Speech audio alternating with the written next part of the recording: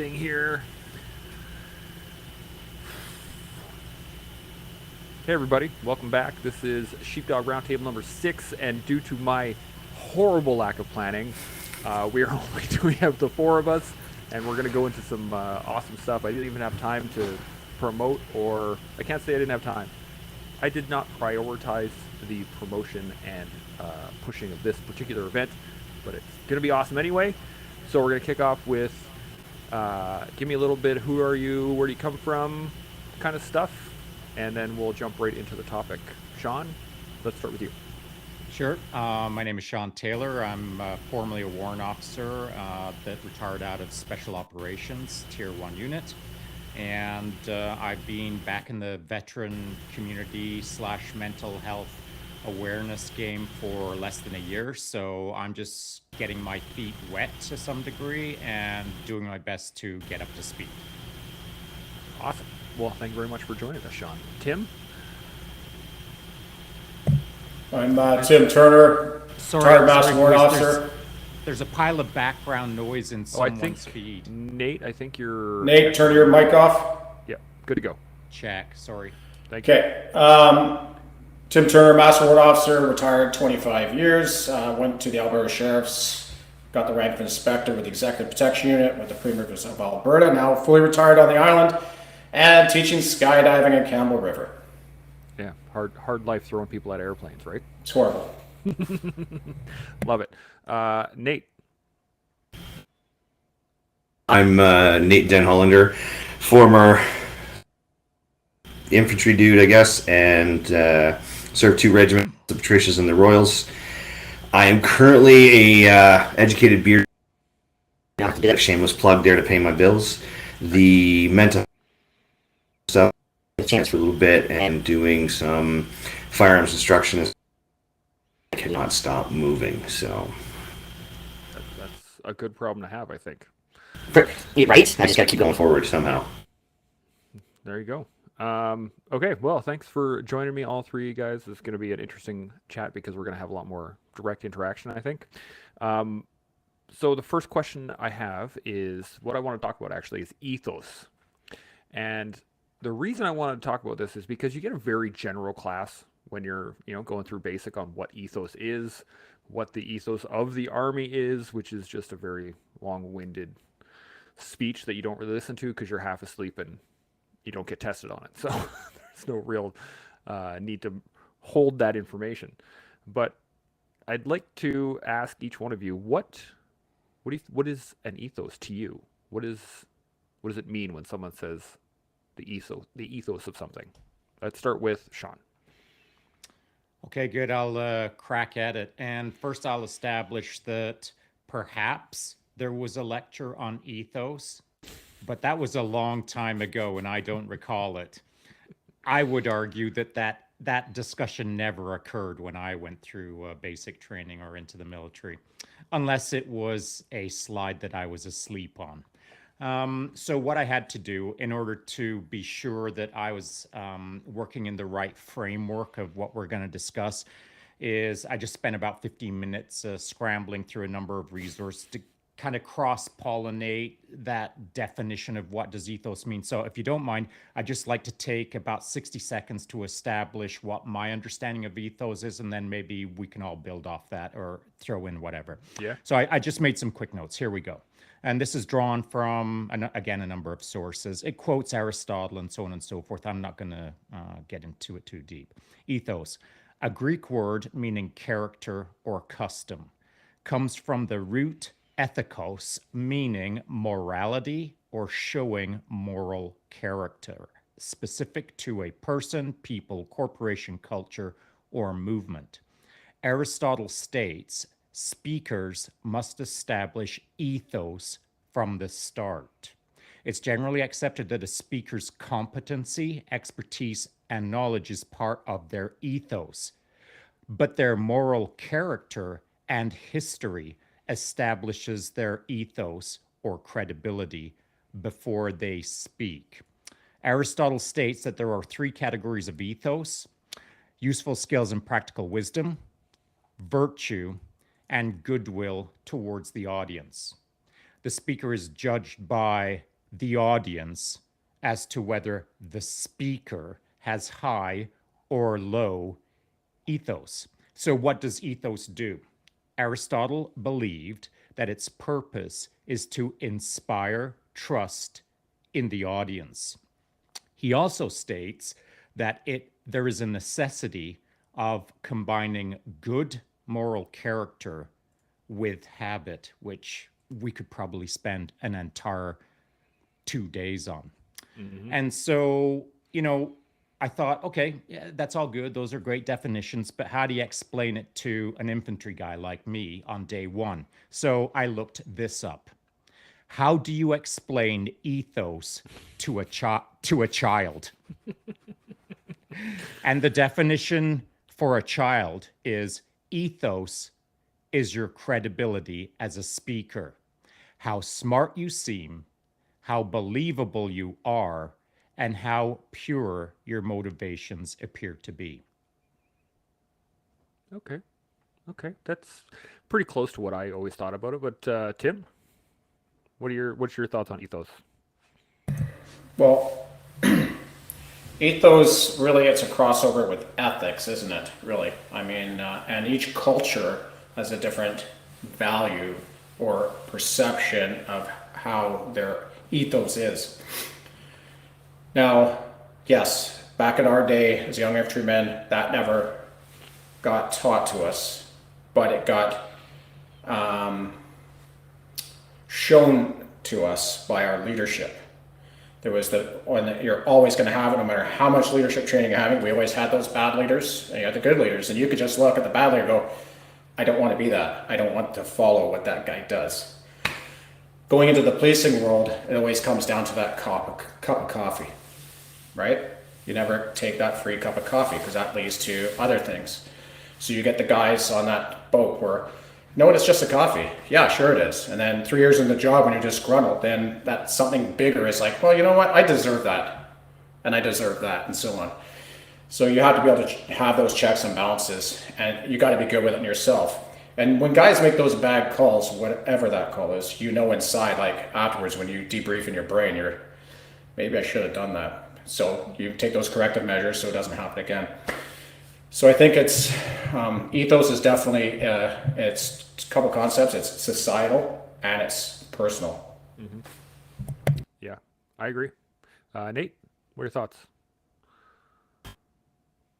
Building on what Sean said and totally echoing what Tim said, if we take it out of just the army world or the policing world, one thing that keeps popping up in my line of work is I'm a professional coach as well, and it drives me to realize that not everybody has a strong ethos, because that integrity that you have and that ethics, when you see a coach who has a relationship with they are now using that authoritative position to kind of groom or work with that athlete and they get romantical or whatever down the road.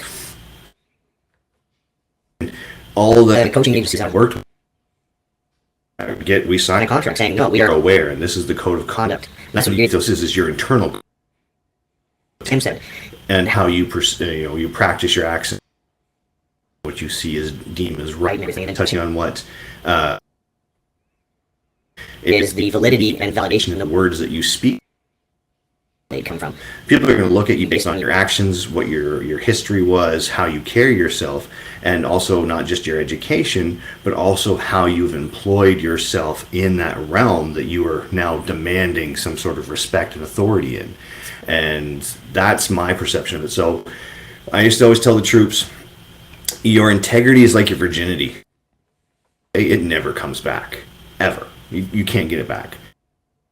You are absolutely willing to give your integrity away for, then that better high ticket item, because it's gone, right? Like that guy or girl or whatever rainbow you're licking that takes your virginity, it better be a good ride, because your integrity, once it's gone, right? Like to be honest, as we say, that tongue-in-cheek kind of thing.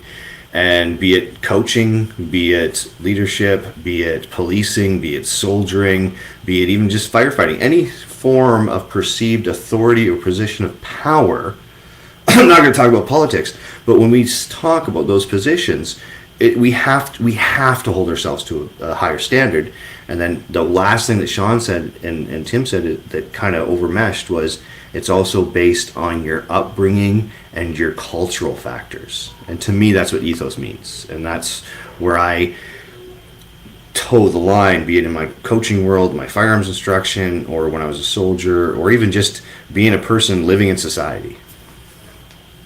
Yeah, I took a very different approach to this, and I was like, how do I boil it down to the simplest thing I can possibly come down to? And what I figured out, at least for me, is that it's buy-in.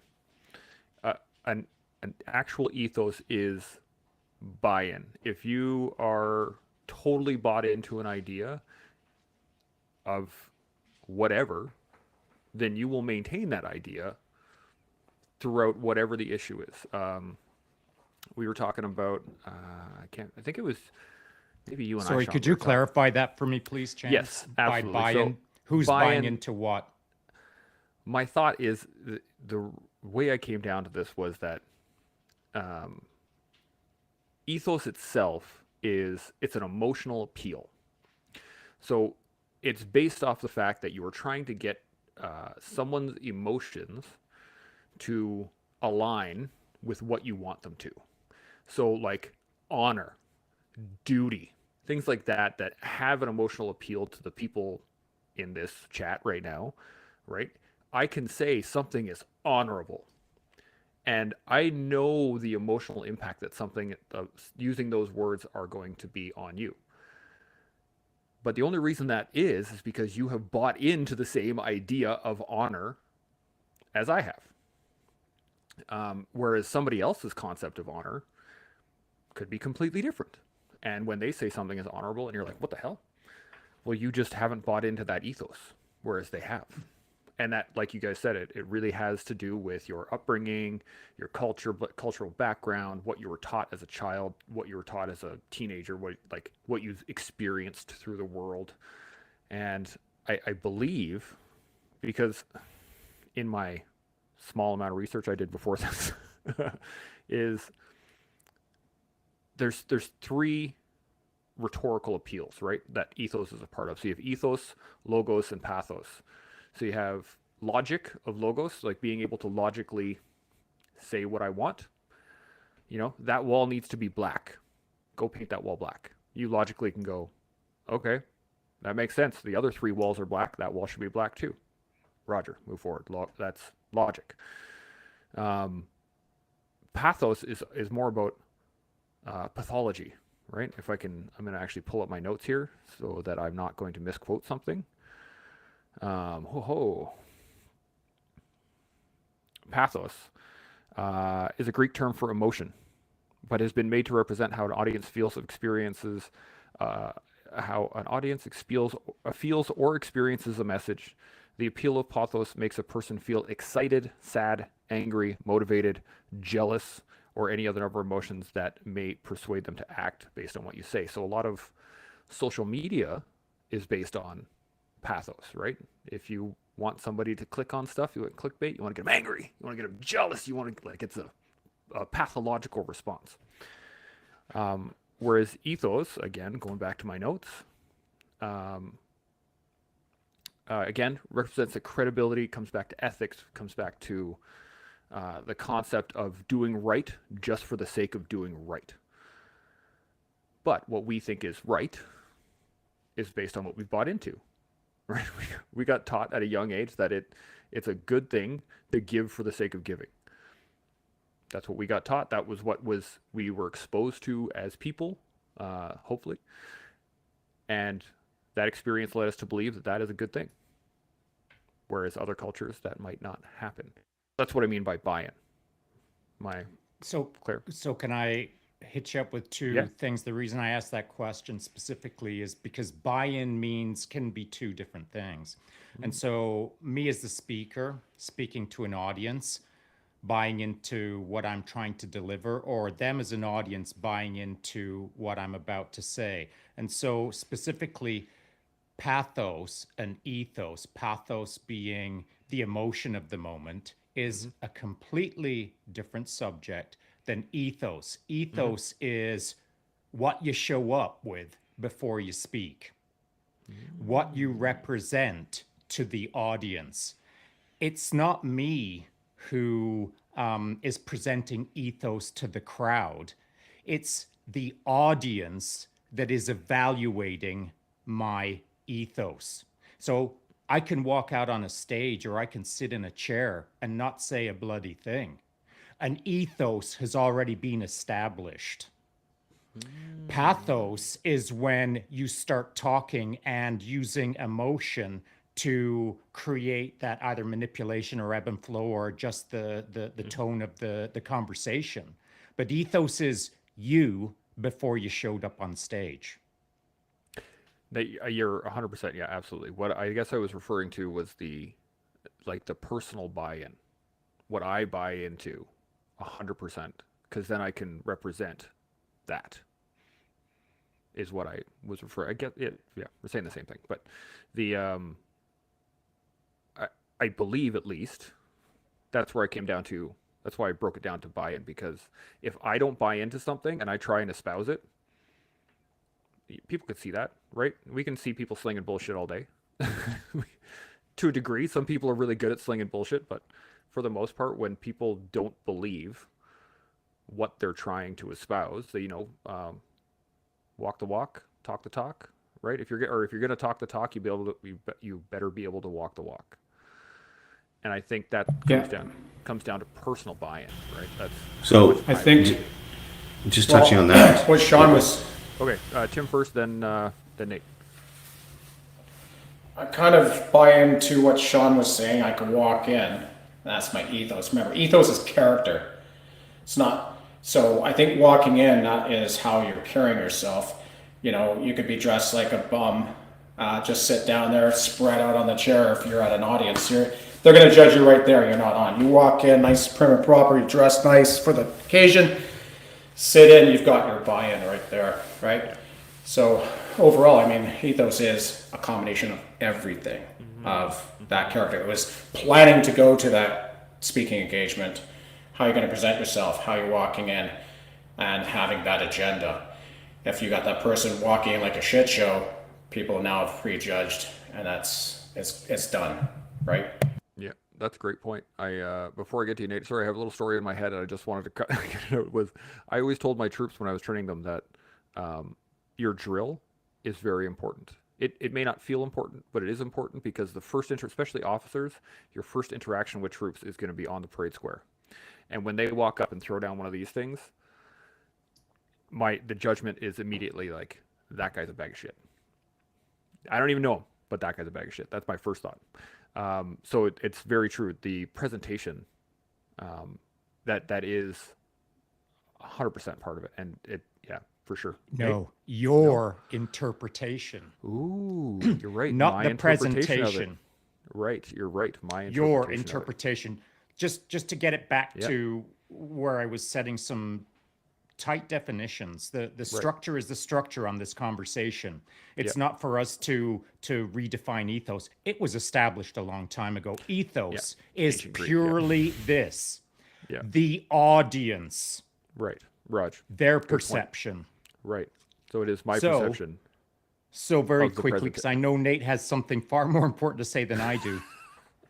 Our only responsibility is to do it right, to be right, to get it right. Our mindset, our spirit, our attitude, who we are. We just have to get that part right on the daily. What the audience interprets, that is ethos. That's a great point, Nate. Technology. Hold on, sorry. Pushing buttons. So, Tim and Sean are absolutely correct. Like, ethos is this, and like that sloth in the chair in that presentation. And right now, I'm dealing with in the coaching world where somebody has taken on a leadership position, background, and no interest in actually learning how to run this thing properly. They just want it as an ego base, right? Whereas that perceived, oh, you're the coach, so you're the coach, and you're watching it. You're just like, out because their ethos is their right a position, but they personally don't want to believe it's anything. They're not establish themselves as something, and they're coming in a falsehood. And when we look back when we were in the military and we showed up, all turned out in that, in that rank that came with us, and we're wearing, well, it was perceived that, okay, now we had this level of experience and we were the ones in control. And then when you flip that to where you don't have a uniform or a rank and badges that establish you for sniper, jumper, pathfinder, or tier 1 dude, and it's the title is very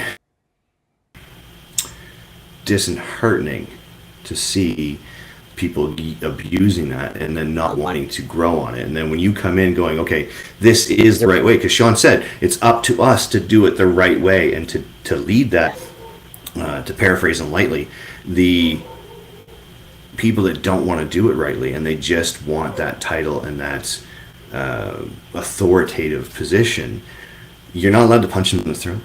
Apparently society says that's wrong. Even though it could be the right way to do it and to sort out a problem, you're still not allowed to do it. So me buying into social norms and saying this is my ethos because I was raised this way and, this, you have to take that person aside and counsel them and be like, listen, this is what a coach is. This is how you're supposed to do it. They can either then turn at you and say, yes, you're right. I do want to do this the right way because my states that I am driven to do it this way and be part of society this way, or they, because of their culture and upbringing, be like, screw you, dude, I'm doing it this way and I'm milking the gravy train and I'm just going to ride this because I'm the one. So ethos can differently to everybody in a sense of what their personal ethos is, but an ethos is an ethos as the sun and the moon. That's right. Yeah, and I just want to hit on that. That's the same thing, titles, right? Whenever I teach, but, in the shooting world, I don't teach anymore, but back in the Army days, I'd say, yeah, I'm a master sniper. That doesn't make me a master of sniping. I'm a master sniper by title only. I still have plenty to learn. And for these guys who think when they're done basic sniper, I'm good to go, I'm a sniper. No, there's more to learn. And when you become that master sniper, there's more to learn. As soon as you say there is no more to learn, maybe don't do it anymore. I like that. Nate, you're bringing up some subjects that are absolutely relevant to ethos, and I feel like I have a tiny little bit of experience in the position that you may be in, given that I just finished 15 years of high performance coaching, working with a ton of people, and I'll touch on that in a sec, but also to throw in there on titles, which is another subject that I'd like to hit up real quick, and that is, hey, guess what? I spent 25 years of kind of hardly having a title. It's only been over the last less than 12 months retitleized again. Like, oh, you were a Pathfinder? Like, nobody I knew that for about 25 years. Nobody was interested in hearing how rad it is to be a Pathfinder because they're just not interested. And so I had to find ways to communicate with people, most of the time not very well in the early days, on trying to demonstrate what I feel to be important ethically, or my mentality, my mindset, my spirit, my soul, my ethos. But I had to figure out how to get them to understand what I was about. And it was hard without titles. Mm-hmm. And so that's titles. Now to coaching. So, I just had this conversation with someone not too long ago. And it was all about the sniff test. And one of the great things about either an infantryman or, anyone who's been in the combat arms long enough, it's kind of like this. Man, I can smell that from a mile away. And it's BS. The guy who is representing himself as something he is not. Now, why is that important to ethos? Well, that dude is living his life the way that he thinks he wants to live his life.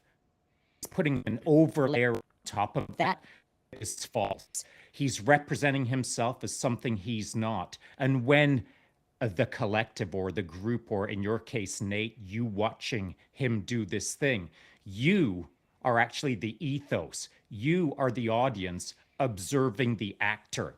And the actor is not passing the sniff test. So it's an ethos failure, not because the person lacks the correct moral fiber or ethics or spirit or whatever. It's because you, Nate, can see it and smell it from a mile away.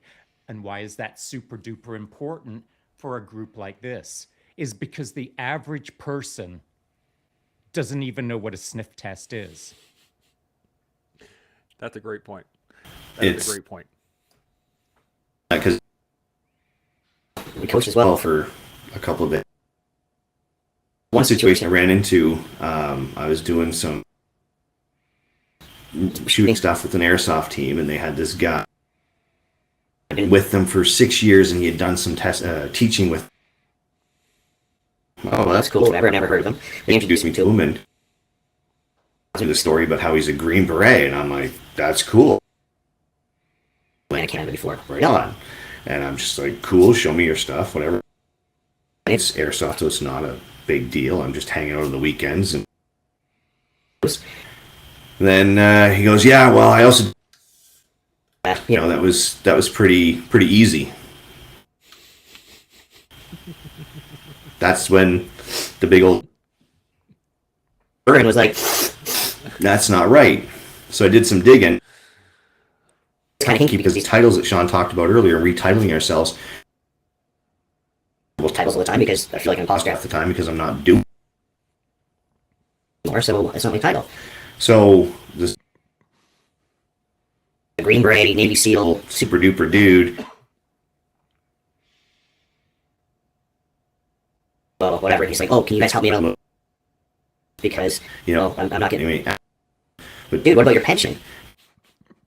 A pension from the U.S. because I didn't want to read and potentially get called back, so that's why I moved back to. I was like, enough's enough. There's a whole lot wrong with that.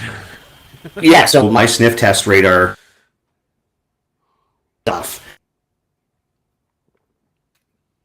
He was like, never ever did. So I said to the group, I was like, hey, you know, this guy's full of shit. You should probably watch yourself. They turned on me. They turned on me hard because I was an outsider and they'd known this guy for 6 years. And I was like, okay, well, I'm going to take my integrity, my stuff, and I'm going to leave you alone. I'm going to go over this thing. I didn't waste time or effort or anything into it. Test. Now, this is, what would you guys do? Wanting to do it the right way. In that situation where a whole community had asked you, you expose false God, and they turn on it. You know, so I took my stuff, walked away, moved on, continued doing what I'm doing. This day, it's like, wow, that's still your buddy. Yeah. Like, can you imagine if Tim was like, oh, Master Sniper? Never ever was. No, I'm saying because I know. Yeah. For you, and he would never lie to us. Yeah. I mean, he's already a jerk, but don't make him a super jerk. Did I say for us in the cadets? But no, I think you made the right decision. Absolutely. Because that was your fun time. And basically people like that, what they do is they build their witness base, right? So he got them on team fake. And you gotta believe that these guys kind of know that, but they're riding the curtails of his fake affiliation. And there's a bit of embarrassment there as well when you brought that up. So I think that was well played, and just going, I'm taking my stuff and I'm out. Yeah. And you know, the simple rule, I think, is, you know, if we're speaking about ethos, i.e. what the audience interprets about us, it's not how we live our life, it's how they interpret how we live our life. Just like the guy who was possibly, faking it on airsoft, he can fake it for the rest of his life. But it's the audience's job to interpret that. And so Nate interpreted it from a sniff test, and then you get to that branching point decision where I could call in either one of my boys right now and they would give you this answer, because I've been telling it to them ever since they could understand the English language. And it is this: there is only two ways to do something. You do it right, or you do it again. That's it. That's all. And maybe you won't complete it in your lifetime, but the direction forward is you do your best to complete it the right way. I think I just did some sort of video about this like a few days back. It was like 10 minutes long. Somebody took an issue with it. There was like, I was talking like lessons will be repeated until they are learned. The beatings will continue until morale improves. Like that corollary is that you either do it right or you do it again. Whether you do it in 10 years or 20 years or 15 seconds or whatever, I tell my boys the same thing. If you want it, like, we had trouble with my son doing homework today. And it's like, well, you didn't do it correctly. Now we're doing it again. Great. We've spent twice the amount of time, right? It's not okay, yeah, it's bad. But for any one of us that is used to running that system of mistakes, damn, screwed that up. Okay, well, I got to fix that and do it again. When I was renovating this basement, I made a shit ton of mistakes. I have a wall that's like, I think it's like 1.5 inches off of the other wall when they came together. Okay, well, what do? Do I rip the whole wall down and start over? It's one possibility, sure. Or do I make a corner there? And that just is how it works from now on. But so on that chance, using your example with your son teaching, your kids teaching them, it's as I see it anyway, and I could be wrong, but I see it as the crux or the main thrust of this entire conversation, at least for military guys anyway, or law enforcement and first responders, because who taught you how to do it the right way? Who taught you how to do your math the right way? And are you doing it the right way with your son? Well, I don't know.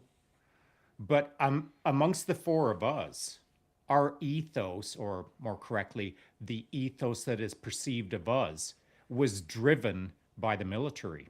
And so in that community, you aligned yourself with turds, or you aligned yourself with guys who are good to go. And so right from day one, you were making choices. And by year 6, you've made your decisions. You are either doing it right or you're skating. You're either all in or you're an MIR commando. However you want to slice it, we are a result of a system that defined our mindset, our spirit, our beliefs, our principles, our psychology, our values, all of these synonyms for ethos. And so we are a result of a system, but it's how we are interpreted from an exterior perspective as to the true value of what we learned through that journey. So using your son as an example, maybe you're trying to teach him how to do 1 + 1 = 2. When did you establish that you're a shining example of math? And so, if he's not buying in, then why is that? And so, it's quite a conversation. Yeah. And I like what you said there, Sean, because I did that when I took over. I've always said these things, but when I took Recce Platoon over and I had the guys doing the PT 400 test. What, like Kenward's style? Yeah, exactly. I brought that in. And so the first question a couple of guys asked was, what do I need to pass? Man. I fucking lost it. I said, first of all, you're all in Recce Platoon. The first thing you should ask is, what do I need for 100%? Not what do I need to pass. And if that's your thought process, go back to the rifle company. Right, so that I managed to change that mindset once we ran that a few times, and people were like, this is a challenge, and this is where I should be because I'm in reconnaissance platoon. So that comes from the leadership side as well. But I think that's how we were shaped in the military. It wasn't the military gave us a bit of shaping, but it was the leadership. We took little bits and pieces from those leadership, right? Same thing with our parents doing the homework. My parents were terrible, and I went. So were mine. I am not following that. Don't want to do what they do. And I don't know if I told the story before, but talk about a repressed memory. I was watching Ozarks, and I went, holy shit, I was kidnapped when I was a kid. I got kidnapped. My dad was shady, involved with the mafia, and I got kidnapped, and I was held in Windsor, Ontario for a week. Man, I can't believe that someone paid that ransom of $12. I No, don't think he paid it. I think I just annoyed him and they let me go. Yeah. Here, take the toonie back. We only wanted 10. Yeah. They just. But anyways, I think I just annoyed them enough. They let me go. But anyways, gonna talk about say- repressed memory. Don't be like my parents. I think. of the back. Here. The one thing I always said, Listen, we all could of a do sudden, several it's all coming podcasts. right? Oh, This is man, just a it's coming spin-off back show now. on everything. With my boys, I always told them, Yeah. it's like whenever they make them scream or roar or throw things or any of that shit, because that's not the way to learn. I'm gonna say, what did you learn? And they would have to do that self-reflection and be like,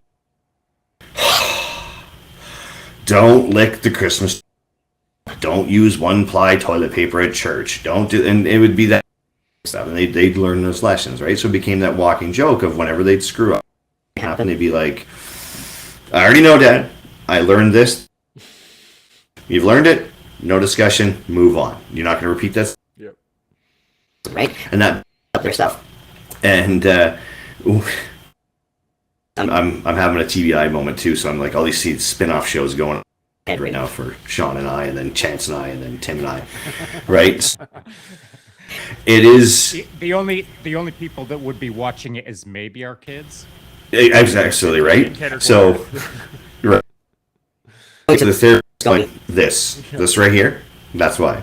Touching PT and the leadership of the military. I remember we always had to be 3 times better than everybody else. We had to lead. We had to go out, come back, lead them out again. That's how we had to judge our fitness and that leadership. And the first time I got to do a Cooper's test, there was guys, so many points in this and so many points in this, and I was like, fuck that. I'm going for max and everything. I want to know what my stuff was. And I remember laying on the bench one time, and we were about to do the bench press, and you have to pick your weight, and it's very like strategic and everything. And I was like, well, I'm gonna try for the max. Nobody else wanted to go for the max.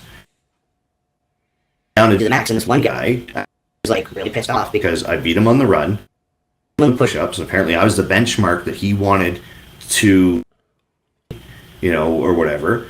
And he had maxed out on his levels down from the max. So I laid down, and I'm like, I'm gonna. So I laid down to do it, and Rob McIntyre was. And the guy starts losing his shit. He's like, Rob, what is he doing? He's already had his attempts, and blah, blah, blah. And he's literally losing his beans. And Rob's like, no, he's still 1 attempt left. And I was like, who be? Because I was a goofy kid. I didn't know shit. I down, pushed the bar and stood up. And I was like, yay! But everybody,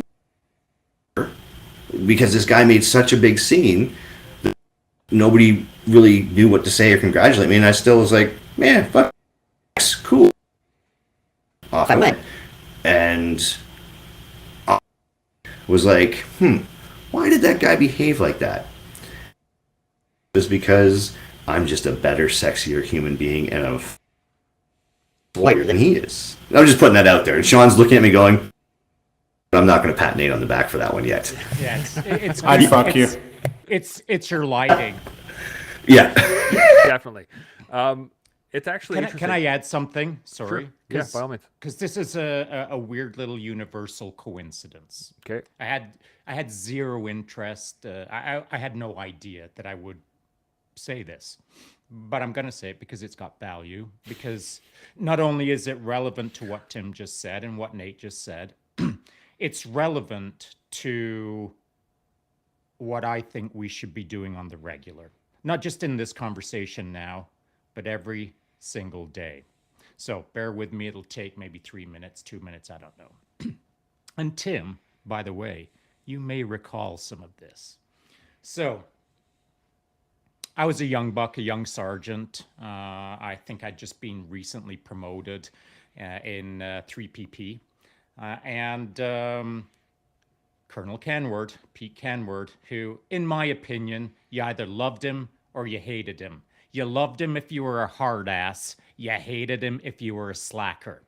And I loved him. And so Kenward designed the 400 test, which was quite rigorous. I mean, there was no slack in that test. It was very high standards. It was difficult.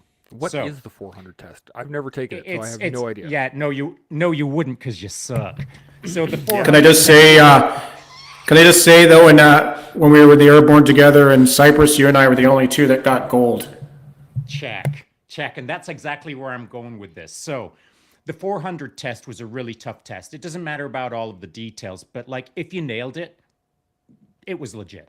Cool. And so I was, as Tim has just said, we have both done it. But when we were in 3PP, I got called up on the parade square in front of the battalion, marched up in front, salute the man, and then he made me turn around and face the battalion, and he proclaimed in a rather loud voice about how I had done 3 400s in a row. Every single time the test came up, I think it was quarterly or maybe it was biannually, but every time, 3 in a row, I'd banged out 400. Nobody had done it. And why did I do that? Let me finish that little loop. He also proclaimed to the battalion that I wouldn't be doing any more because I had done three in a row, and he hadn't, by the way. And so I used him as my gold standard. He designed the test, and I remember the first time I saw him training for that first test. I walked into the weight room. I'd been hitting the heavy bag, and I saw him pushing hard steel, and I was like, "Hey, sir, how you doing?" And he said, "Taylor, what are you doing?" And we got into that conversation, and I thought, oh, it's go time, because we kind of like chipped away at each other, like a commanding officer in a subordinate way, but also in just a little bit of a respectful way. And I kind of gave him that, oh, it's on. And so I banged out those 3 times 400s. He banned me from doing them again. And then I thought to myself, what was that all about? Many years later, I was still thinking about what was I doing there? Why did I do what I did? Here's the 2 reasons why. Personally, I love a good challenge. And if I'm going to take on a challenge, I'm going to do my best. Period. Secondly, as a young senior NCO, I only had one job, my men. And what can I do in order to make them better? I can inspire them. Leadership by example. So anyone who was under my care, anyone in my company, anyone that I knew, they knew my deal. I got after it. And I got after it because it was one of the few ways I understood that the guys around me could understand what get after it means. And so, the 400 test, as you mentioned, Tim, was tough. But with enough focus, I think not anyone, but most people could bang out a 400. But motivation, it's the motivation of the why. Why are you training so hard to bang out a 400? Are you training it for your ego? Are you training it to challenge yourself? Or are you training it for the audience? Now, I was training for me and my men, but as it turns out, in a weird twist of fate, there was also an audience paying attention to what I was doing. And so, speaking of ethos, even though I had a singular focus on me and a bit of a broader focus on the men around me, I had zero focus on a battalion. But as it turns out, about 1,000 men were paying attention. And so did it change any of them? I don't know. But I believe that's what ethos is. Actually, I I opened up my notes here real quick, and I have written down here, requires buy-in, action, and demonstration. And it's like it's not just about buying into it and believing it and espousing it. It's about then exhibiting it and being able to demonstrate it to others, which I love. Nate. Yeah, you have to walk the talk. Yeah. You have to, and touch, and not touching Tim. The time at 2RCR was one of the sergeants, rest his soul, was complaining about the troops and their ethics and their work ethic and just the drive in them and how things, and he was just going on this big rant about how useless they were. I took offense to that because a chain is only strong as its weakest link. If you can't build a career without, having good troops supporting you and pushing the way, right? And that's the way I looked at it. So I'll prove you wrong. I'll prove you that those are good troops. How? Okay. You don't think they're good. I think they're. And see how many you get. And this is when there was 100 troops out there in the bay, doing nothing because we were in a downtime or whatever. So he went out, and I stood back and I watched, and he's like, people, heads down and doing this or whatever, and ignore. Get big people, and they're like, no, you got to talk to my sergeant, blah blah blah. So this is and the rules. You don't grab other people's troops to do stuff. You grab your own troops. Is how it's supposed to go. So I said, okay. He comes back. Well, now you go ask for volunteers. And I said, no, I'm going to give them 10 minutes. I'm not going to come out right away. So control that space. So I gave him. And in my authority, I always talk to the troops, just still being me. I went, troops, and everybody stopped. And I said, I need. Hands went up as soon as I said, I need. Respect, dignity, and I would lead them on PT. I didn't fuck them around. Give that example of what I thought a good leader was supposed to be, and people that weren't even in my section. Like, I'll come with you. And I'm like, you guys don't even know what I'm talking about yet. And I'm giving them, right, because that's what you do. And they're like, oh no, we'll volunteer. I said, you're not. So I'm just giving them gears for 5 minutes. Everybody's laughing. It's all good. I said, screw you. I don't want help with this anymore. It's too important. And I walked away. And they were like, well, okay. And I went back to them and I said, see, it's how you to get that respect. This is the same guy. Yeah, okay, everybody start doing push-ups. Everybody doing this. And it's like, dude, they're going to be as loyal. And I'm not, okay, let's put a pin in that phrase of they're not dogs, but they are dogs. They are war dogs, but they are well-conditioned human beings that are trained to respond. And if you treat them with that respect and dignity that you carry, that audience that Sean's talking about is going to observe how your men, be it your half section, your full section, your platoon, whatever, all the way up, being a galaxy major, being in charge of the whole universe, people are going to watch all the way up. And then that statement also goes back to what I told my sons. I said, because you think someone's watching you, do something because it's the right thing. You don't know who's watching you or when you're being watched. Chances are you're probably being watched. Do it because it's the right thing. And this is on that same statement. Tim, Chance, how many times did you have to do extra push-ups where nobody was watching you, but you still finished them because you wanted that you completed that punishment or task or re-education phase? Yeah, no point in lying to yourself. Right? Yeah. It's interesting because listening to you guys' stories is very different in your military mindset to mine. And the reason I bring this up is because what I've actually seen, looking back on my life and my time in, was a flip-flop of what I believed and what I didn't. So when I first got in the Army, I was hardcore, I was driven, I wanted to do my best, absolutely, and I did 100% of the time. Right through basic, went to my SQ, I was giving her the whole way, got to my threes course, and at that point I started to watch people that were skating,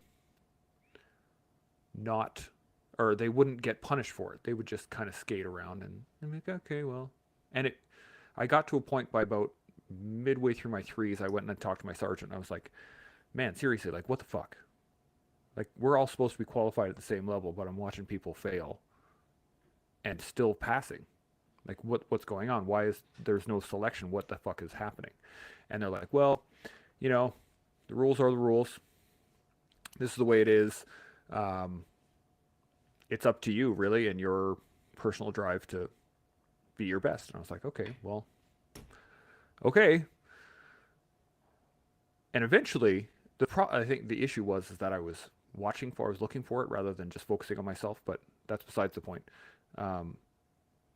I watched my gaff go from very high to start to pitter off and get to a point where it's actually quite funny you mentioned 6 years, Sean, because right at about 6 years was I was at the point. I was at my lowest point in the Army, and I was like, this is fucking stupid. I fucking hate my life. I don't want to be here. I'm here for a paycheck at this point. Then I got offered a posting, and I was like, ooh, maybe it's just this place. Like, let me get the fuck out of here. And I go to a new place, and the entire culture was different. And I was brand new. Nobody knew who I was. And my gaff just ding right up top again. I was like, all right, we're here to work. Let's work. And that was when I was an instructor. And I knew for a fact that the everyone was watching. Everyone. Whereas prior to this, I was like, fuck, nobody cares. But at that point, my gaff went right to the roof, and I was like, oh, shit, okay, I have to be the best now. I have to show that I am up here. So I need to act this way, so I'm going to be this way.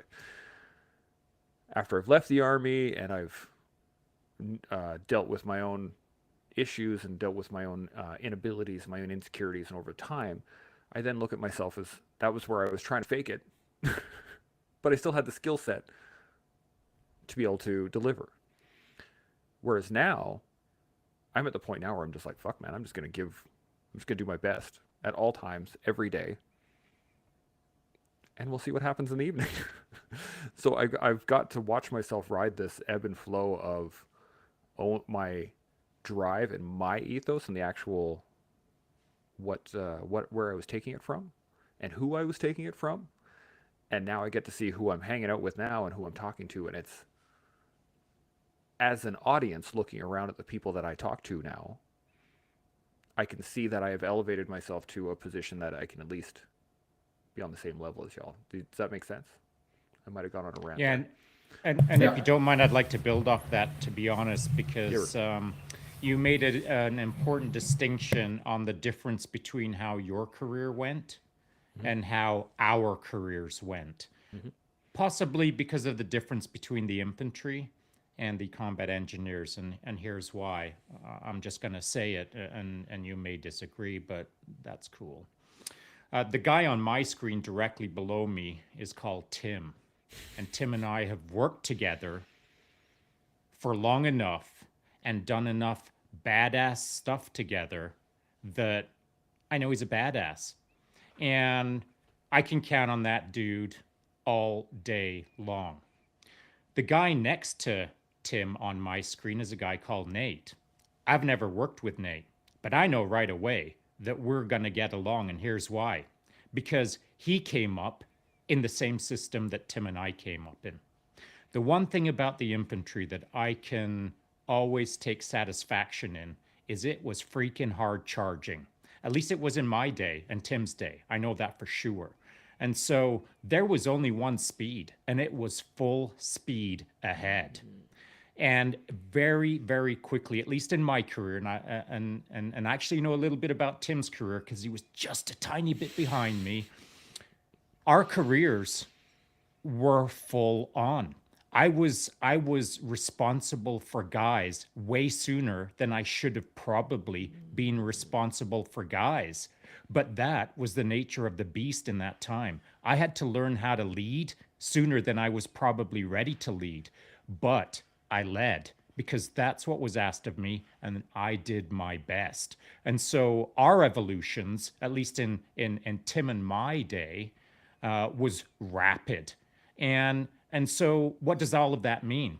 Well, it's actually a really relevant point, because when the operational tempo increases, or when the responsibility curve starts getting super steep, well, that's when you separate the wheat from the chaff. And that's when you align yourself with the group that you want to hang with. And by aligning yourself with the crew, guess what? Now you're even better at good to go. Yeah. And it builds on itself. And over the course of a few years of just kicking ass with other ass kickers, next thing you know, you've lived 10 years of ass kicking in 3 years.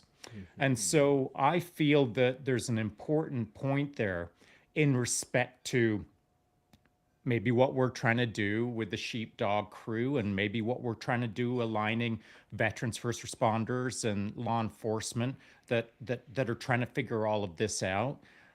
You know, as a group,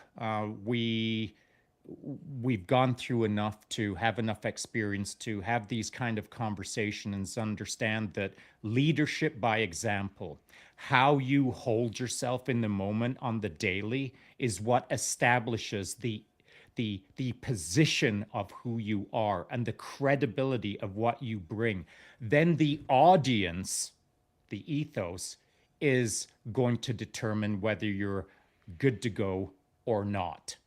I think it's as simple as that. Yeah, and you know, your ethos also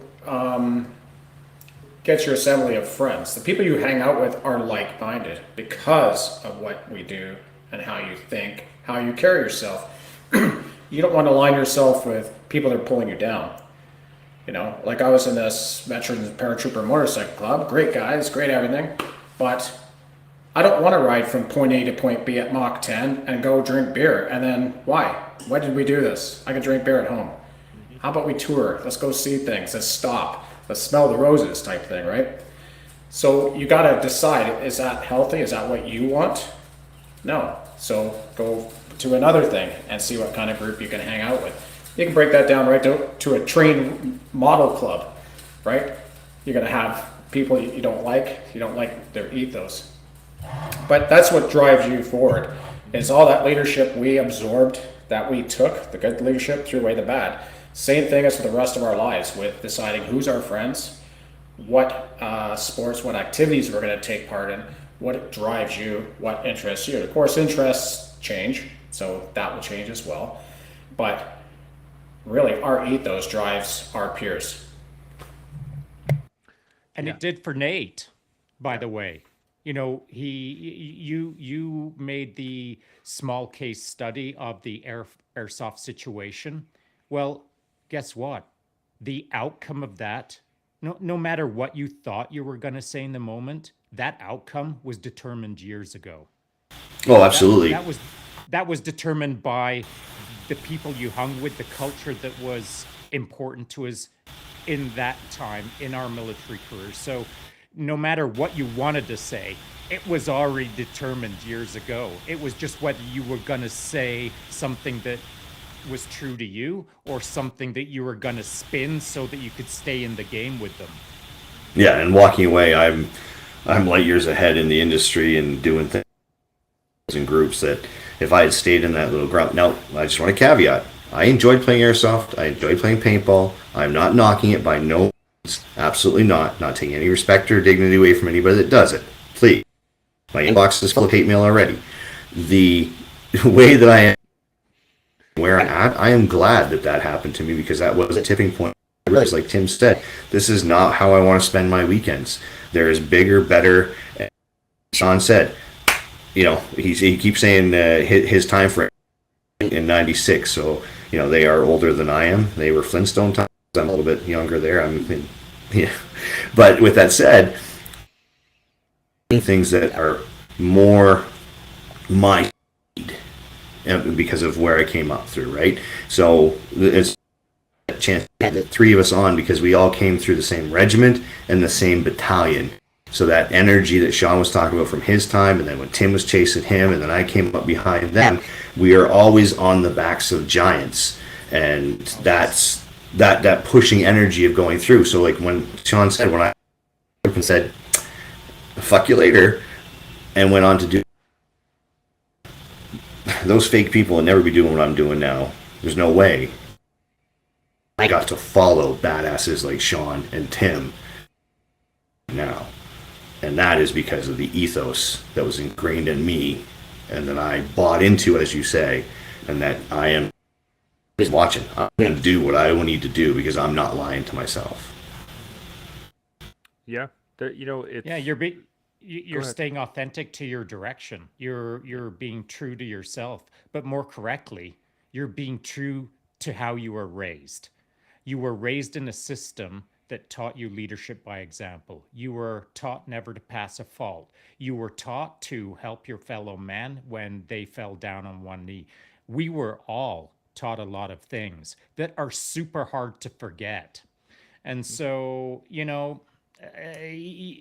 would really have to try hard to screw those things up because they are now part of you. And I suppose that's what Aristotle is talking about when he discusses ethos. As a man or as a person, we show up as a result of our past, of all of the mistakes we've made and all of the good things that we've done. And we just have to be true to that past. And then the ethos or the audience, it's their job to interpret whether we're genuine, whether we're experienced, whether we are skilled. That's their job. Our job is just to do the best version of us. I was going to say, there's a lot of kind of, I guess maybe misrepresentation of ethos as culture.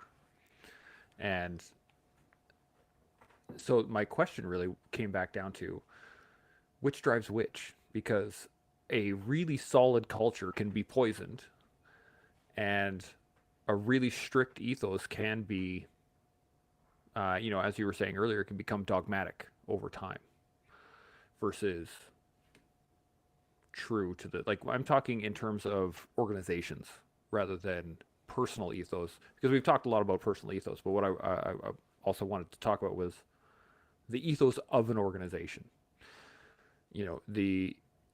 Does the organization have to set it and then try to attain it through its personnel, through the culture that's within it, or do we develop the culture in order to create an ethos? What do you guys think? I think my organizational development was determined before I got my first army haircut. It was defined by the men who had already gone through it and the lessons learned on how to do it better, and the system picking up on that and implementing it on how to create a better infantryman. And so I stepped into a culture that was already well defined. So if we talk about how does it go off kilter or how does it get toxic, is that what you're asking? No, I'm thinking just more along the lines of, so we all had different upbringings, right? We all had different parents. We all came from different areas, yet we all chose the army.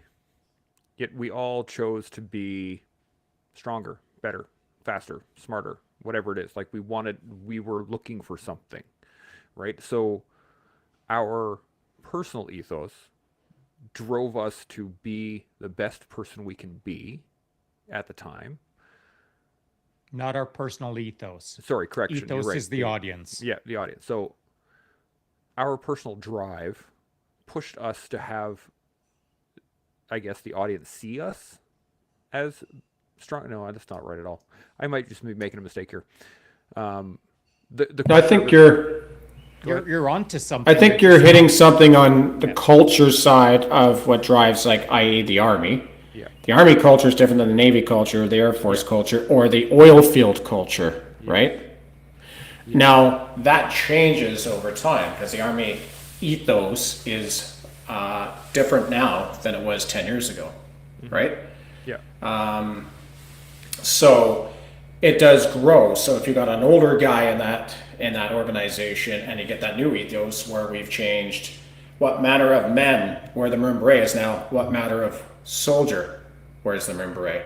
I'm good with that because we are all soldiers regardless of gender and all that stuff that's going on. So I'm good with that you have to buy into but you have to buy into it. I mean, you get the older guys, this is bullshit, man. It should be just what matter of men because that's what it was. Yeah, it was because we only recruited men in those days. There's a lot of amazing female soldiers. So yes, it should be the soldier's dinner, and it should be this what manner of soldier for sure. But there are a lot of people that don't accept that. So the Army does drive that ethos, but we come to the buy-in. We got to buy into that. And then the Air Force culture is not mission first like we are. They are not mission orientated at all. And my son's a SARTEC, and those guys are the elite of the Air Force, and the Air Force fucking hate them. They hate them because they're in shape. They hate them because they're motivated. They hate them because they're getting paid a lot. And they're treated like shit. So the ethos in the Air Force is minimal work, and the guys who do maximum work don't get rewarded. It's the opposite. Right? So how do you change that? Yeah, I guess the real question that I'm asking there is which drives which, right? Does the culture get driven by the ethos itself? That is the perception of the audience of, so like we're in nowadays, right? We're looking at the military from a position of equity, right? That's why you're talking about having a soldier's Christmas dinner or a soldier's winter dinner actually nowadays. Which cool, sure, whatever. That's a cultural shift that has been driven by an external perception, and then coming back at the Army, right? It's being changed because people are bringing it up, because it's going against something. Nate, go ahead. So when we talked about what the ethos is in the beginning, yep. Your ethos on one continent is going to be different than ethos on another continent, and another, and another. And then when you start to take those, so I've got 2 thumbs, 4 fingers on each hand, right? Those are all ethos of different cultures. We start to blend those, right? It's all starting to wibbly wobbly. Bear with me, Sean and Tim. I know you guys know this from your childhood days, right? Right? And then you open it up, and there's all the people, right? All mixed together. There's all the people, right? So that is now one new ethos. But what happens is you have those people that were already there, the older generations like Tim and Sean are talking about, like, and myself. I'm even old as fuck now, where the maroon beret was worn by the men. No, it's soldiers. So all this crusty old people over here were like, man, this is wrong. Well, these people are going, we don't care. This is what it's got to be. This is the new ethos to move forward, right? And the new energy so that we perpetuate life and continue to go, right? That's what's happening. And if you're on the outside going, no, this is wrong, okay, maybe there is some things that are like arbitrarily like that doesn't make sense and that's not right, and we should probably pick those things out. But it's happening so fast now, and it's out of control to a degree because your internet cables are so fast, and your Wi-Fi's and your G5s and your E6s and everything is just intermixing. Nobody wants to take a breath and slow down and actually see what's good versus what's right and what's appropriate. It's all just blah. So you're going to have these people that are going to, either buy in or not buy in. I brought finger puppets to the party. So it's like, seriously, where does it end? But that answers your question. This is why it's happening. Because all these cultures have now come together, and this old way over here is the old way, and this is the new way and unknown over here, and this is all colliding to get to it. Does that kind of paint a picture for everybody? And I like what you said there, and it's also that comes down to leadership responsibility as well to change that ethos as well. Because, for instance, in a simplistic term of when we switched over to 5.56, and we're even like at the time this incident happened was like 15 years into the 5.6, because we need 7.62. That's a man's bullet, man. It's like, no, that was great in peacetime, but we're carrying 10 30 round magazines on our body with all our body armor overseas. All we need to do is produce cavitation. I could do that with 5.6 and carry a hell of a lot more rounds, right? So you got to stop that right away. So the young guys aren't going, yeah, man, we should have 7.62 rifles. No, we shouldn't. Not as an assault rifle. We're good. So change that. And same thing with all these other things. When you hear troops going, it shouldn't be what manner of soldier. Yeah, it should be. So we have to help shape and change that as well when those things come down. Have a point. Give her. And it's going to be specific to what you just finished off with Tim. But I'm actually making this point so that I'm not crucified on the internet for almost demonstrating that I was trying to disagree with you. And it will probably be interpreted as I was taking issue with the gender issue. But to my point, what manner of men are these that wear the maroon beret? That single sentence is super powerful. But what happens if we change that men to soldier? The focus starts residing on it's switched from men to soldier, when actually the only important thing said in that entire sentence is specifically what we're talking about right now, and that is, what manner of? What are you all about? What do you represent? Who are you as a person? Are you stand up or are you sit down? What manner of ... The rest of it doesn't matter to me. Specific to ethos, you are either good to go or you're not. So what manner of fill in the blank is unimportant to me. The only thing that is important is, are you 100% good to go? And if so, then the ethos or the audience will pick up on that sniff test. That's a great way to put it. It is really. I don't know how you want to end this episode, but I think you just... I was gonna say, thanks. this is What manner of episode? What manner of episode is this?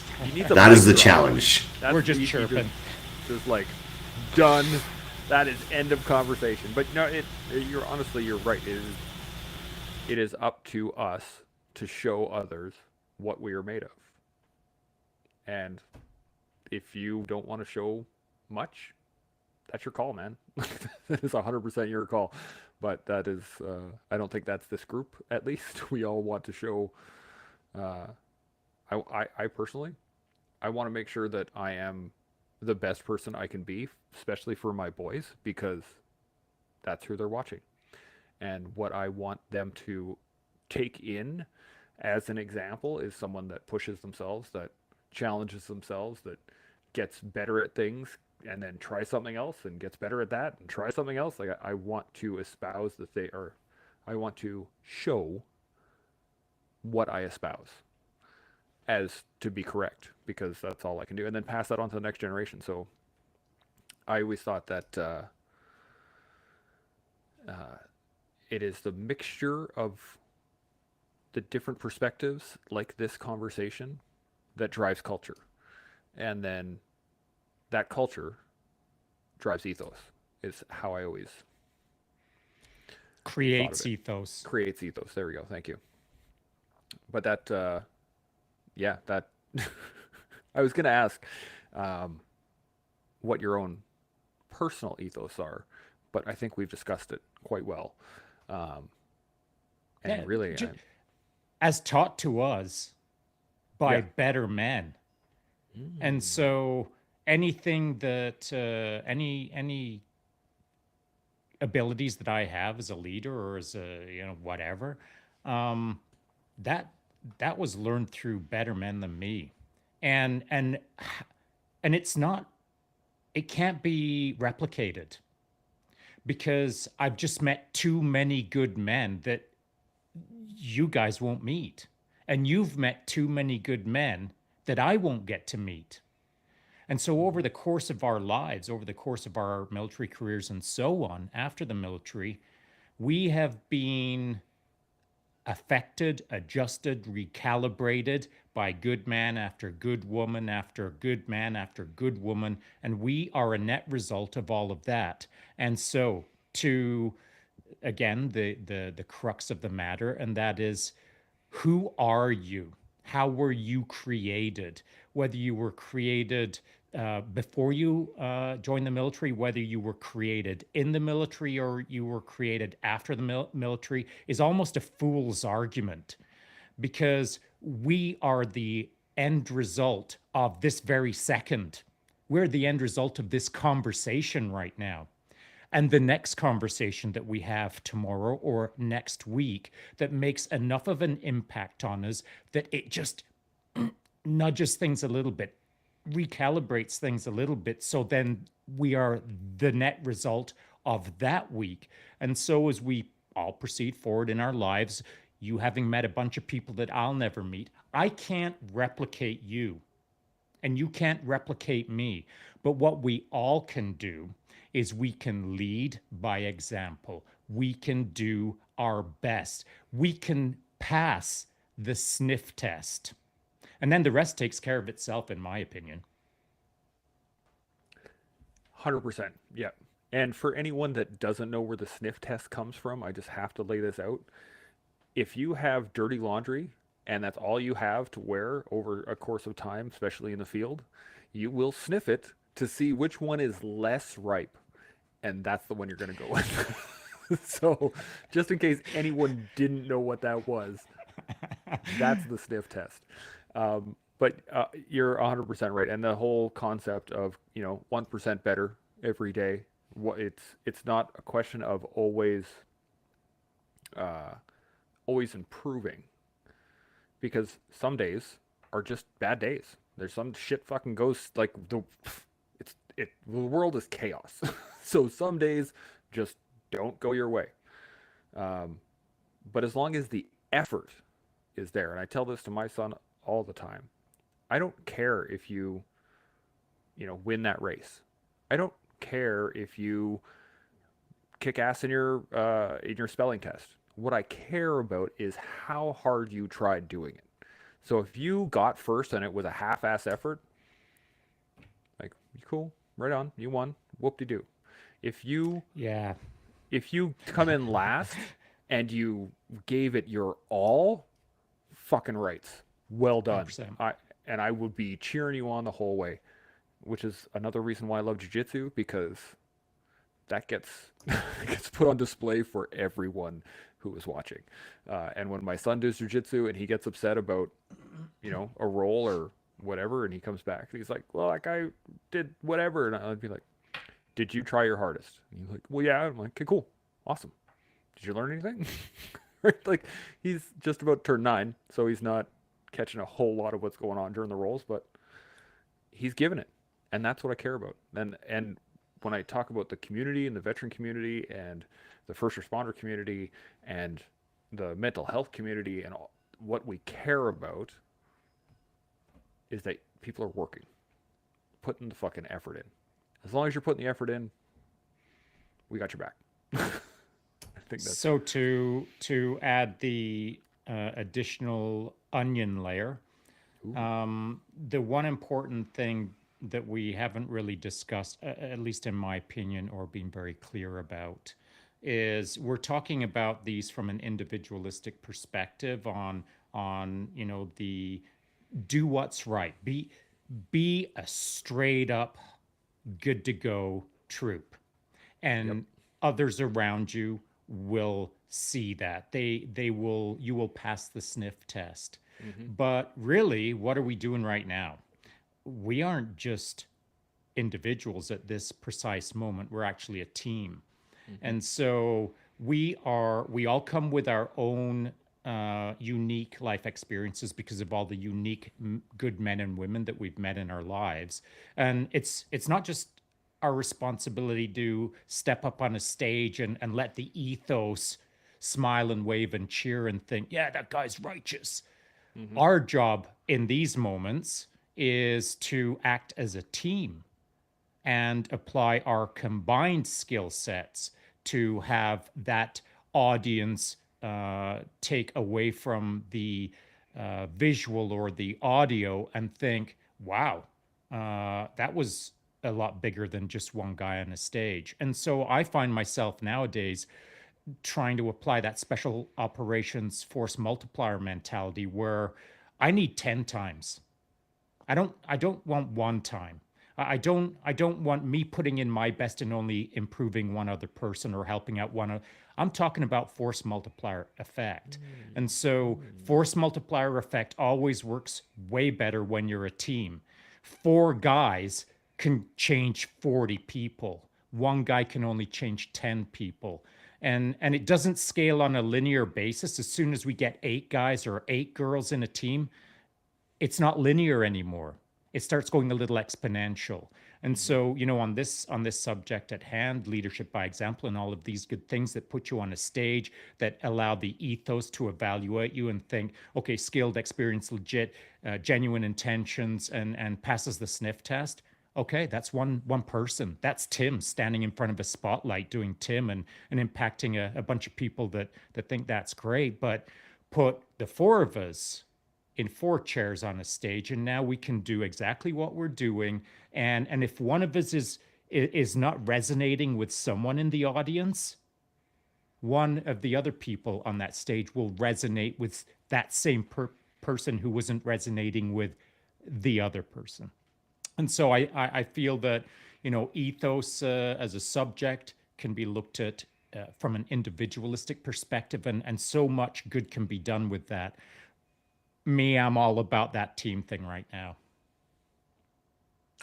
That's a great addition onto that is the. Nate, this is the worst time for me to say this, but I have to go. I'm out of time, so. Right, jackass. And then Tim left the room. We're out of here. Got this, Sean. No, way to go, boys. No, I do agree with Sean completely, though. The force multiplier and being that team, and Chance, what you're doing here, building this all up, like, by all means, when people get out and they feel so alone. And we talked about this before, that lack of tribe and stuff, and rebuilding it right now in this team. Okay, so Tim's back, so I stand by what I said. So, so yeah, I agree. He's not that bad. Yeah, not that bad. So, and on that note, I do have to leave. Thank you for letting me be part of this awesome conversation this evening. My pleasure. And again, that force multiplier absolutely is key these days. Thanks, gentlemen. Stay dirty, stay safe. Hooah. There we go. Down to 3. All right. Yeah, I don't really have much else. I mean, you guys nailed it. It was probably the most succinct conversation we've had. But yeah, any final points? I don't have much else. What do you got? Anybody got any final points on ethos? Dun, dun, dun. Tim? No, I don't have any. I just do enjoy the red crayons. They are yummy. So before we go, since we got a little bit of an audience right now, Tim, talk to me about Operation Pegasus Jump.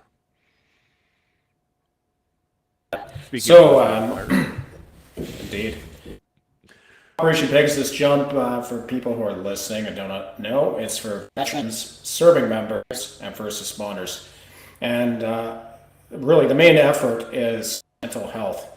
And how is that? Well, jumping is stressful, and mental health is stressful. So we want to show you that you can get through this and get out of that plane. You can get through any of your mental health issues.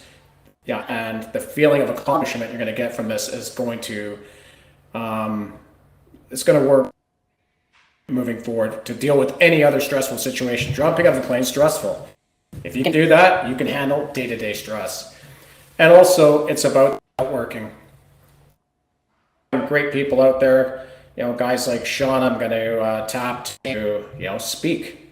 And what I am going to do is, so on day 3, we're going to do a panel, and obviously I'm going to have the 2 founders who are Sergeant Pathfinder and a Master Warrant Officer Sartek.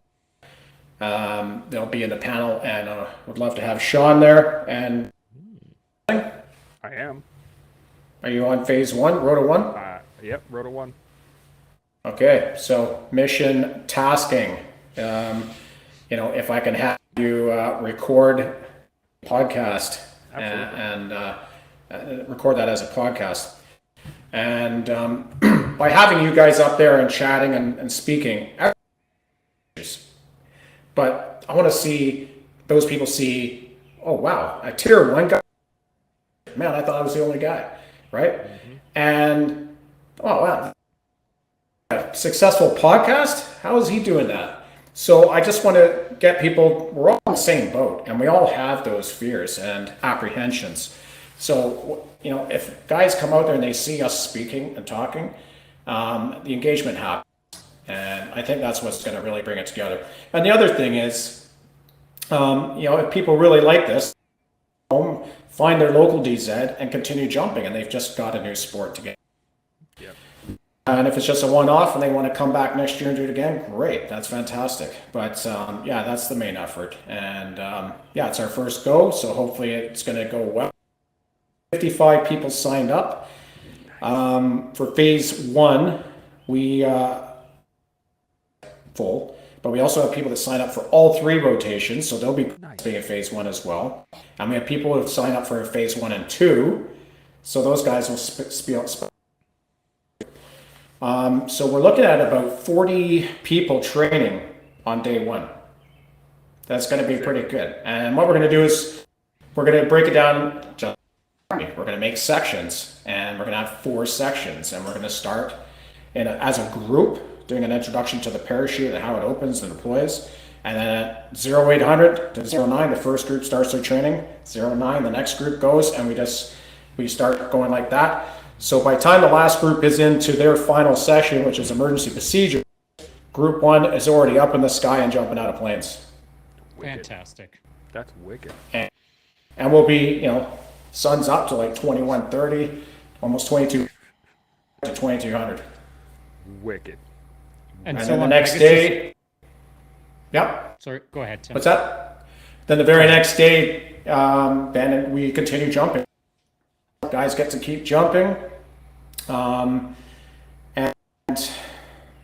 if they want to just go tour, they can go tour. Then on the last day, same thing. We're going to with a best ball golf. I don't golf. The only time I've done it is in the mess. So again, that is, we're going to bring people up into people they don't know. So we're not getting cliques and friends, right? Let's get people to get introduced to new people. I'm going to go out and have a great golf game. After that, we're going to come back to the drop zone. And again, holding on a middle line, we're going to do certificates and a wings presentation. So if you haven't seen the shirt that we've made for Pegasus, those wings are going to be put on a Velcro patch. I presented those wings as well. So, you know, bring in that military aspect and that feeling of, and we're going to send out an email, but what I encourage is everyone to bring their beret of their choice out, and they, you know, we can get the final picture of everyone with their berets on and all that good stuff. And just like in the Skyhawks and the Airborne Regiment, where you get your picture with the flags and you got your parachute on, we're going to have that as well, so you can get dressed and have you know, the flag display and hoo-ah. And we're also doing a documentary, so I got ourselves a local, and he's going to come out and do a documentary. So if any of you guys want to be highlighted a little bit, you know, typical documentary fashion, I like to have about 4 people that we do just a little spot. Yeah. And once we put that together, he's going to enter that into a film competition sometime in New Year. That's fantastic. On the ball. Love it. This is actually, awesome. you know, I'm stoked. So the 2 things that I wanted to say about Pegasus Jump is, the first point is precisely that. Good to go, squared away, just like it should be. I had no doubts about it. And that is precisely why I'm taking my 2 sons for their first jumps at a drop zone that Tim and the other guys who are fully squared away, and I trust with my boys' lives, that's why we're going. First point, safest DZ I could ever hope for.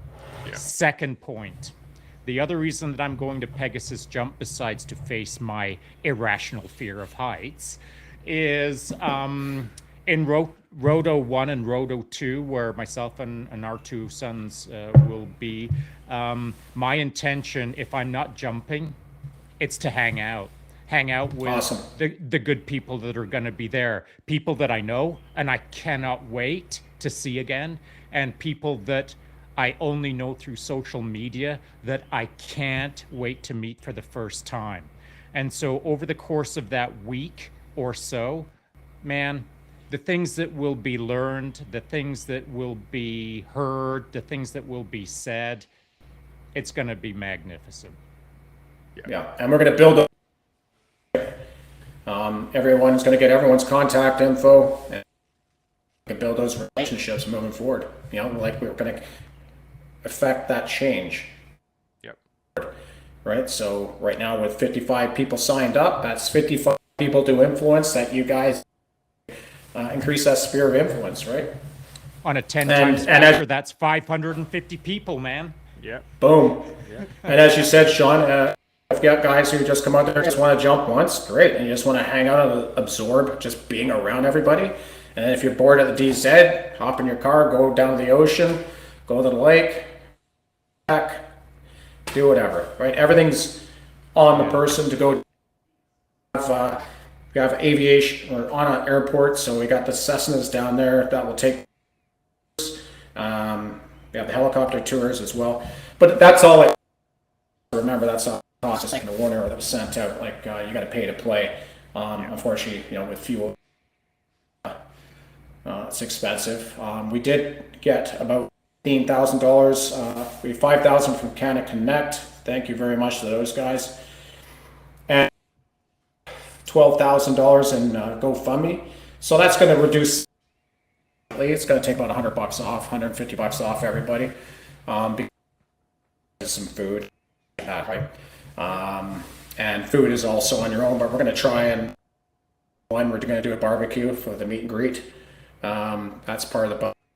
On the one, we have a massive barbecue by an honorary light colonel is coming up and bringing up all the big barbecue gear, and he's going to be roasting up a big.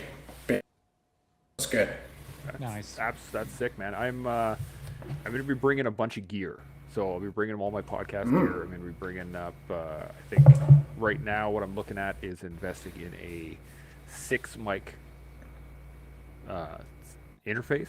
So I control can have module, yeah. Yeah, so I can have upwards of 5 guests at once. And then I was thinking that while I'm not jumping and I'm hanging on the ground, if there's not actual work, if there's not anything that needs to be done with the shoots, then I can set up a schedule. If somebody wants to come in and do podcasts and interview people. I can interview, just pound them out. And I think there'll be just the thing that I am excited most about is it's the jump, but the second most important thing to me at that the whole thing is going to be the conversations. I am so that's what I'm looking forward to all of the conversations and the people and the history and the stories, and just like we're going to be doing a live Sheepdog Roundtable for sure. There at least one, maybe record a second one, depending on how long my wife allows me to stay there. We'll see. But yeah, I'm the conversations. It's going to be an amazing time. So if anybody wanted to donate or knows of a corporation that would like to donate or anything like that, how do they do that? Yeah, so you can go on the Facebook, my Facebook, Angelo Pappas, which is a character from Point Break. I'm the Johnny Utah, the in shape young fellow. And just go up onto my and donate. That'd be fantastic. Yeah. Now, conversation-wise, I am looking forward to the conversation there because people signed up. We have corrections officers, EMS, police, Air Force people, Navy people, serving Navy, serving Air Force. It's going to be great to see this cross-section of different trades, people, and experiences. We have one, Sean, you're the youngest, but youngest ex or military serving member is 23 when he shows up, or 22. And then the oldest person showing up is 64, so that's kind of cool. Oh, I hate being beat. Not the oldest. So it's a great spectrum of age, trades, occupations outside the military. So I'm. From what I understand, on the conversation side of things, I have already said that I have an irrational fear of heights, and that's after a boatload of jumps, and that'll probably never go away. But I'm still going out that plane.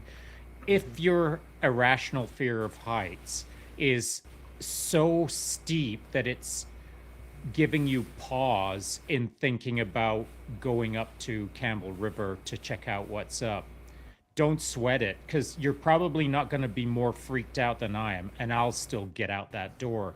But even if you are more freaked out than I am, just go up and hang out, because as we're all agreeing, as we all know, the jumping will be good to go, but the conversation is the gold. Yeah, totally.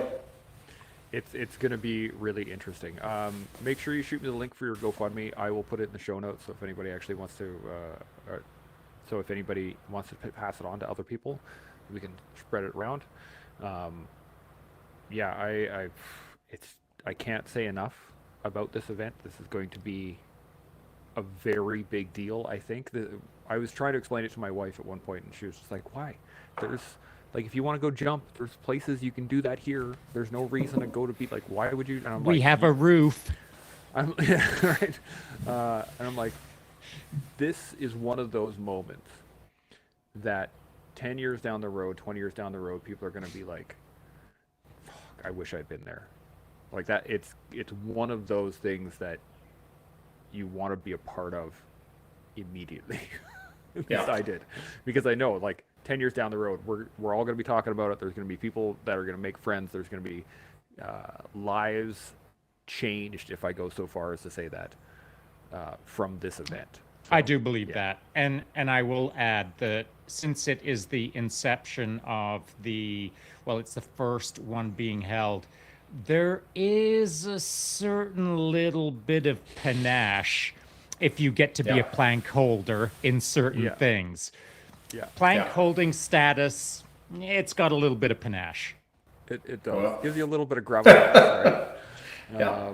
Also, as far as I know, last I checked, Seb was going to bring up a bunch of mats as well. So there's going to be some jiu-jitsu going down as well. We're Cool. Gonna do some jumping. We're going to do podcasting. We're going to have conversations. We're going to have jiu-jitsu. Yeah. Yeah, I've had an event. Conversation with Seb on Thursday online. I haven't had a good chance to chat. Like, the sailing course is really taking a lot of time. This week we had study session all day yesterday at the club. Sailing Monday, sailing Tuesday, exam Wednesday, on water exam Friday, free. So Thursday's my only day I can chat with Seb. But I didn't know he was bringing the mats, so that's one logistical thing I don't have to think about. So on that jiu-jitsu side, that's the kind of thing I want to see, is where I don't even know what jiu-jitsu is, and let's just show them like stuff that for defensive techniques, all that good stuff. And I think it'd be really fun. And guess what? You might turn these guys on to BJJ when they go home. I think so. How great would that be? That you're walking, like, get 20 people out of BJJ. But not golfing. Not golfing. You're not going to convert me into a golfer. No. Like I said, I've played maybe 4 or 5 golf games. They mess, and the main effort was just drinking beer and having fun, and that's what this is. Right. I think I've played golf maybe 4 or 5 times in my life. So because it's about conversation. Yeah, it's about making fun of each other, hacking on each other, laughing, being stupid. Yeah, I don't need golf for that. I was in the infantry for a while. Well, I got the stupid thing down, so I'm good. I got ripping friends down, so we should be good to go. Boom.